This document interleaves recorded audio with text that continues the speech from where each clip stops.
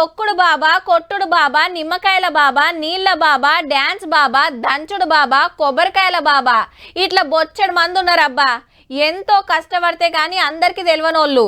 కానీ ఒక ఆయన ఏం చేసిండో తెలియదు కానీ కుంభమేళా తోటి దేశమంతా ఫేమస్ అయిండు.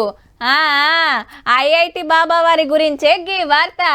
ఐఐటి బాబా వారు అరెస్ట్ అయిండు, ఎంబటే రిలీజ్ అయిండు. అగో గంత తప్ప ఏం చేసిండు అంటారా?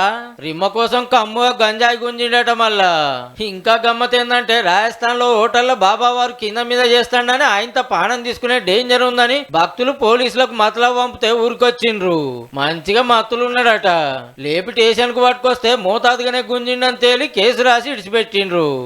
ఇయాల నా బర్త్డే గందుకే గిట్లా సంబరాలు చేసుకున్నా అంటాండు. अभी तो बर्थडे है ना, आज मैं खुश रहना चाहता हूँ ना।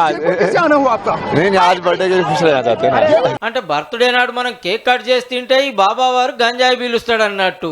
ఇక మొన్న ఓ టీవీ ఛానల్ చర్చలో రచ్చ రచ్చ చేసిండు. స్వామీజీలు అంతొచ్చి గట్టిగానే అరుచుకున్నారు బాబా పేరు మీద ఏదేదో మాట్లాడతాడని. క్రికెట్ లో మనల్ని పాకిస్తాన్ ఓడగొడుతుందని పలికితే అదో రచ్చాయే.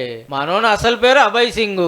ఐఐటీలో చదివి లక్షల జీతం వచ్చే కొలు విడిసబెట్టి బాబా అవతారం ఎత్తి కుంభమేళకు వచ్చిన కంచెల్లి మస్తు ఫేమస్ అయిండు. ఇక ఇప్పుడు బాబా వారి భాగవతాలు ఒక్కొక్కటి బయటకు వస్తున్నాయి అన్నట్టు.